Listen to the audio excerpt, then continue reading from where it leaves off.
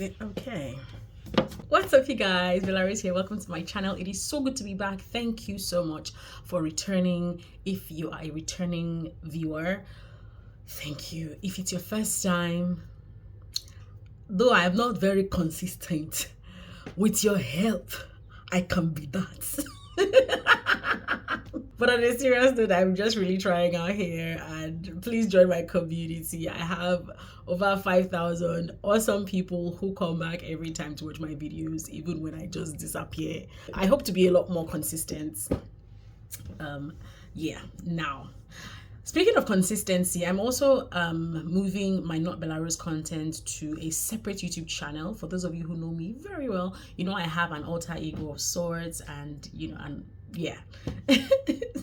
an interesting personality that does satire and just like comedy skits and the likes. So please look out for that channel, Not Belarus, on YouTube. Subscribe, like, share, watch over and over and over and over again. And yeah, thank you. So today's video, I'm going to be answering questions that you guys sent my way. I had put up something on my Instagram and on my YouTube community, and I got answers, especially on YouTube community. I don't even think that there's a lot of engagement on people's YouTube communities. Like the fact that I was able to get questions on my YouTube community. You guys, I'm blown.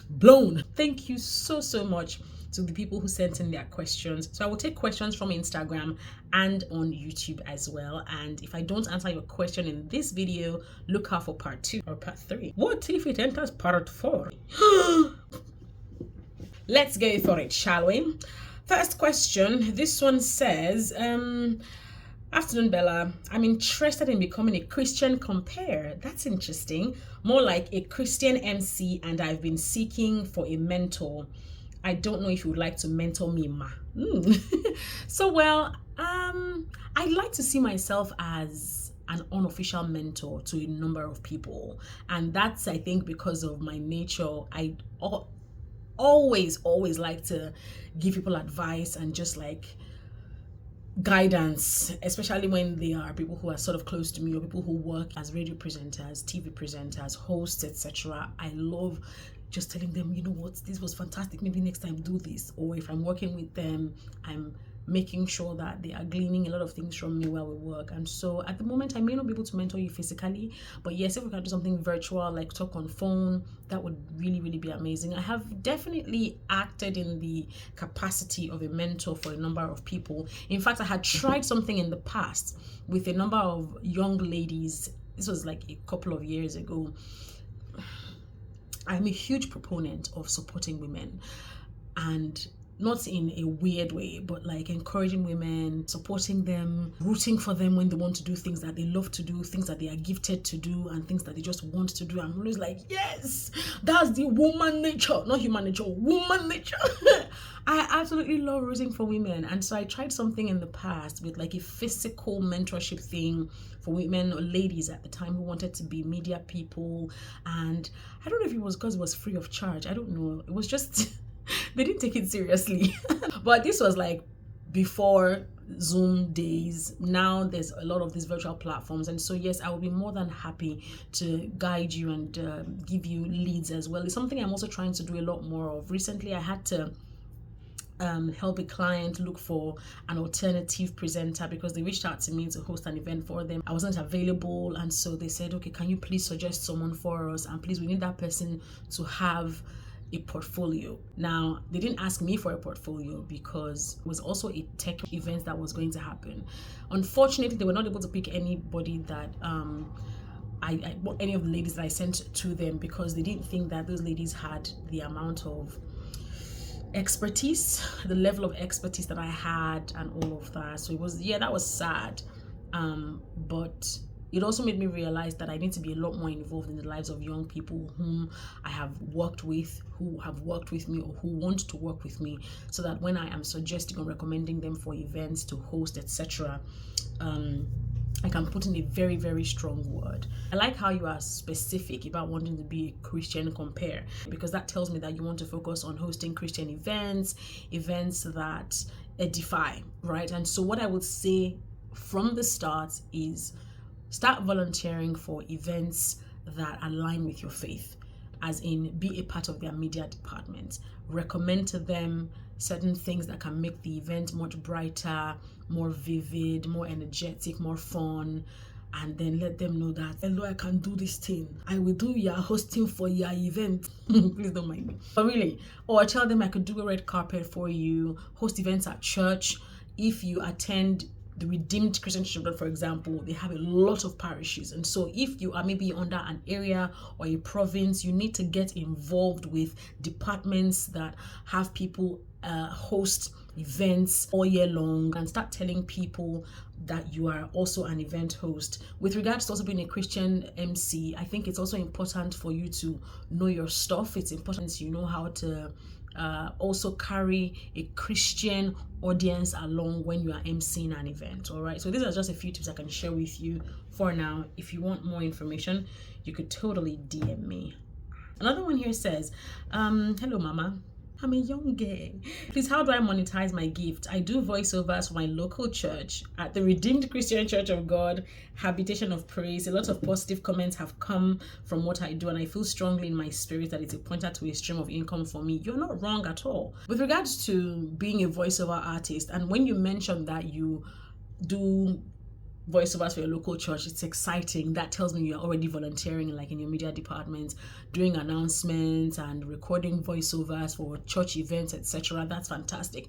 Now, when you say you see it as a source of income, you are correct. However, you need to act in that direction. So you want to check online for virtual platforms that help voiceover artists, freelance voiceover artists get gigs. So there's Fiverr, there's Upwork, there are a few others. Now, I need to let you know that you may encounter a bit of an issue along the way when you're trying to sign up for these platforms, because some of them don't work very well in Nigeria, but just still explore anyway. Now, if you are not able to open any of those applications or whatever, you now need to start sharing your stuff online on Instagram. The things that you do, you record them and then you save them. Don't discard them, because again, if you even are successful with signing up on either Fiverr or Upwork or any of these platforms, there's also voices.com, but voices.com you have to actually pay money to get jobs. I think it's like $200, which is a yearly fee or something. So yeah, there's that. But yeah, record yourself, save all of your recordings, and then be sharing them on like your WhatsApp, on your Instagram, and tell people that you are a voiceover artist. Create a Canva design and post on your WhatsApp status and tell people that I'm your voiceover guy. Is it guy or girl now? What's his name? Eita, your Ruth, you're a lady. So tell people I'm your voiceover babe. And say I can give you a 5,000 naira discount if you book me today or something like that. And yeah, if you need more information, specifics, I guess, you could totally reach out to me, okay? This person, another voiceover comment. This is incredible. Can I ask you a few questions about how I can combine fashion and being a voiceover artist? I don't think that it's really rocket science to combine both. The fashion industry is fast-paced. The voiceover industry is not as fast-paced as the fashion industry, and so you can absolutely do both of them at the same time. Again, I would say look for platforms that help freelance voiceover artists get gigs. Upload your stuff there. Get a good phone. If you don't have money to get a good microphone and a recording stand, right?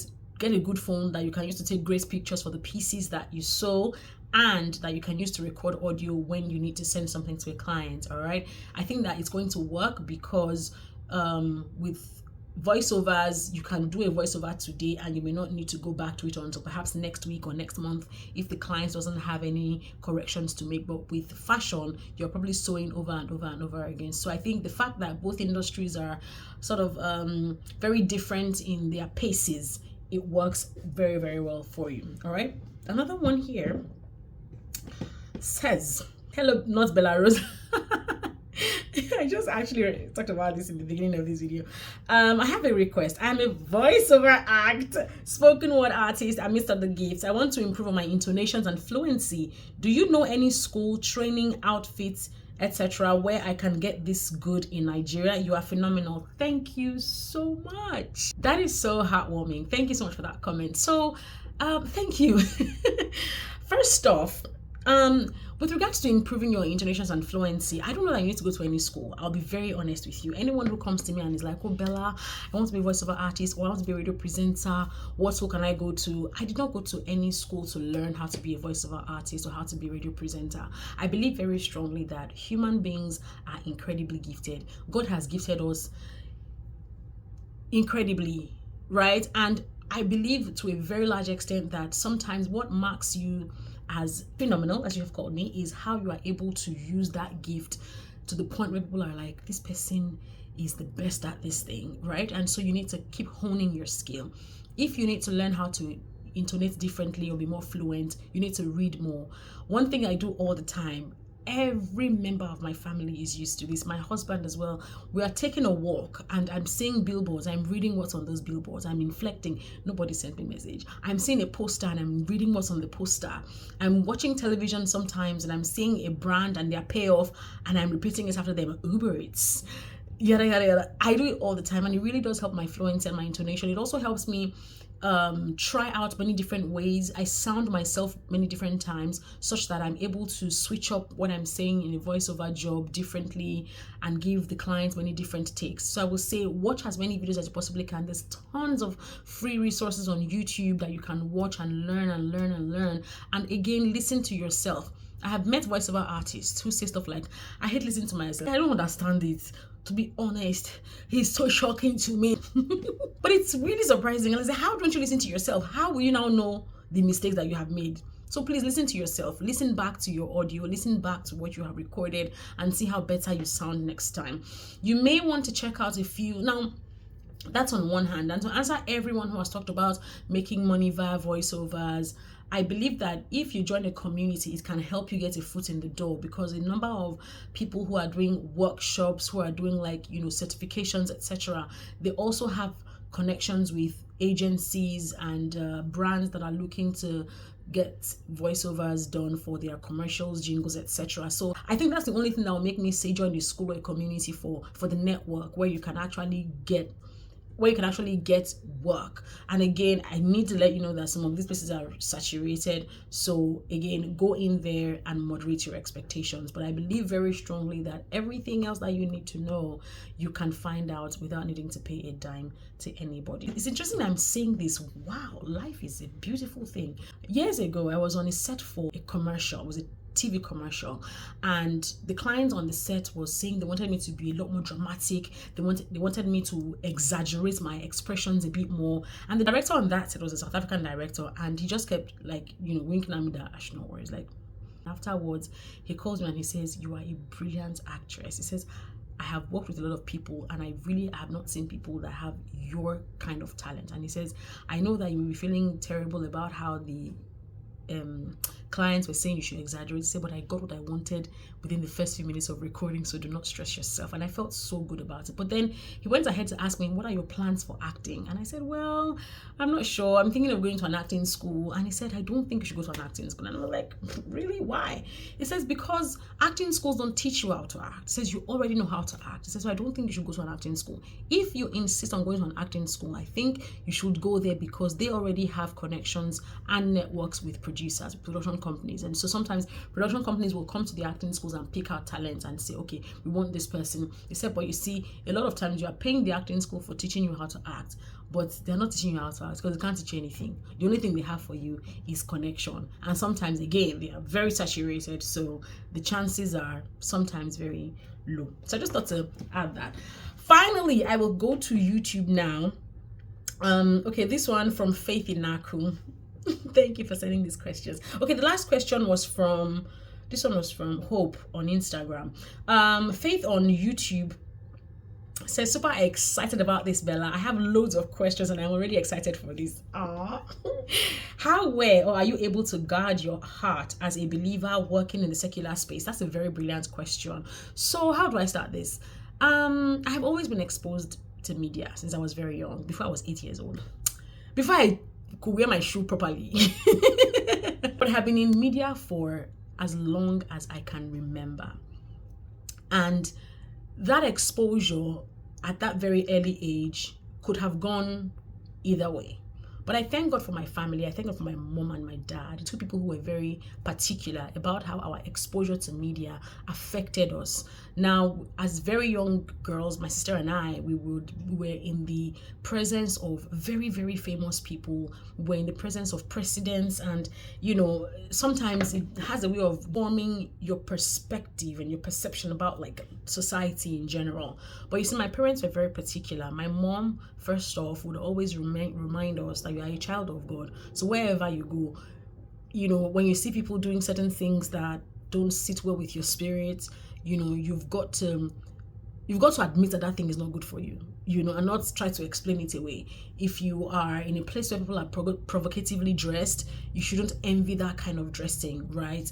My dad, on the other hand, was very big on confidence. You are a confident person. When you go to places, do not let anybody intimidate you, right? You speak properly, you know how to speak English, you know how to articulate yourself and your thoughts. And so it is important for you to open your mouth and say what it is that you are not happy about. And that really helped me. And so with guarding your heart is connected with your mouth. How you are able to express what you don't want, how you are able to express what is fine by you, how you are able to express what doesn't sit well with you, what you will not accept, is so important, because there are a lot of unspoken non-verbal cues in media. People are suggesting many different things. People will come around to you in media with booze. People will come around you dressed provocatively. People will come around you suggesting all sorts of things, ideas. They will come around you and suggest events that you guys can attend. They will come around you and suggest conversations. And if you're not like, bruh, I beg, I'm not involved in this conversation at this step, you will definitely contribute. And so opening your mouth and saying what it is that you do not want is very important. So if it is with, guys, I mean, this kind of conversation, I mean, I really like them, and then you exit. That I used to do a lot of times if my colleagues were speaking foul language, and I'll be nice about it. I'll be like, guys, this F word that you're using in this conversation now, what bearing does it have? There's no need. And they will laugh, and it got to a point where when we're having a conversation, my friends and my colleagues will be like, Bella, yeah, I don't want to talk this thing, but... And then, funny thing is, for some of them, it's reduced the overall use of foul language, right? Other times, it was just how I was not involved in office politics and small talk and gossip. My mom has always told me, don't involve yourself in any wahala for work. She would tell me, go to the office, do your work and come back home. Do your job. Say, go to the office, do your job and come back home. I they beg you. And of course, when I'm getting so stressed, she'll say, please rest, because if anything happens to you now, then we'll find another member of staff. And that really helped me, because whenever anything was happening at work, I would not get involved. Overwhelming as it was sometimes, there were times that even my colleagues did not believe that some of the things that they were experiencing on the job, I was experiencing those things. And that's because I'm just like, I'm not going to. Again, it is with expressing what you don't want and also refusing to confess some of the negatives that they are confessing, right? So sometimes my colleagues did not believe that I was experiencing some things, because I just would not say it. I wouldn't say it. Even if everybody has collected query, for instance, and I got my own query, I'm not going to tell anybody anything, because it's nobody's business. I will go home. Like Mama advises me, go home. And I'll go home and I'll tell her, my sister, and whether laugh over what has happened, or a lot of times they will advise me. And Mom will say, pray for your colleagues, pray for your management. And she'll say, don't just get involved as much as possible. Pray for them, but do not get intertwined with any issue like that. So that really, really helped me. I also learned how not to be intimidated at work. Sometimes and again, my mom would be like, just follow peace. But my father was very speak up. So that is something I'm still sort of trying to balance. Where it's like, okay, I need to follow peace, but added ginger. It takes a lot of wisdom, I'll be honest. There's a lot to say about this, but I think, again, like I mentioned, it boils down to, as much as possible, you are a confident person, and as a Christian, you have the backing of the Lion of the tribe of Judah. So please don't feel intimidated. Christians often feel intimidated in the workplace. They always feel like, let me not say this, make them not go think, say, I be SU. Yeah, hey, you are SU, and so. Let them think you are SU.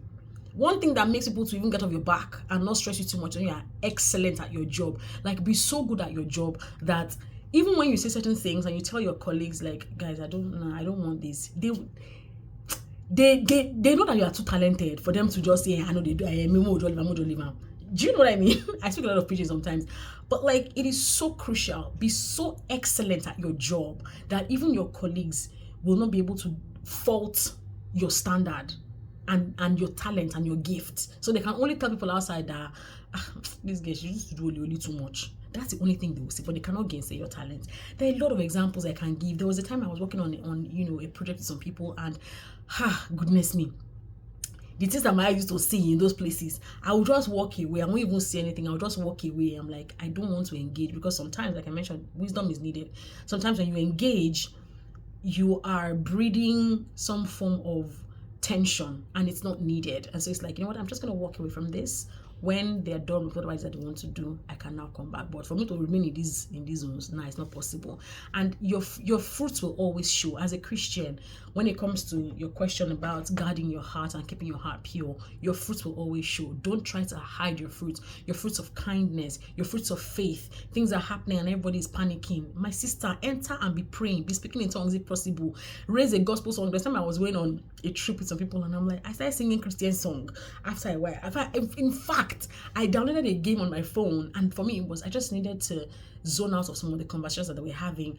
And before the end of that project, at least 3 people downloaded the same game. I did not tell them one thing. I didn't tell them anything. Your actions also speak a lot louder than your words, but when necessary, oh, please don't keep your mouth shut. A lot more questions I hear. How did you meet your husband? And what advice can you give multiple potentialites? And do you have any plans to host a workshop for budding creatives? These are brilliant questions, but you're going to have to wait until part 2 to hear what my answers are. So I'm looking forward to part 2. Come back when it's up. And thank you, because I know that you guys are, some of you are watching and like, hey, Bella, part 2. This part 2 now, I hope it comes in 2023, because as this girl is now, she can make it come in 2024. Don't worry. I really appreciate your patience. I do. And I know that God helping me. I will return very soon, and I will give you the part 2. If you have any questions, my viewers, don't be afraid. My viewers, don't be afraid to show your love and ask me what you wanted to know. I don't know what is on your mind. So show your love. Like, subscribe, comment, and share. Oh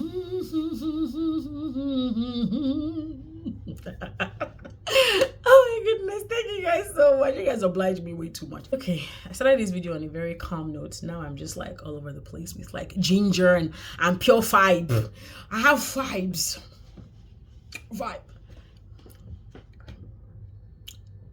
Got to go now, right? Totally. See you guys in my next video. Bye. I love you guys so very much. I'm too funny.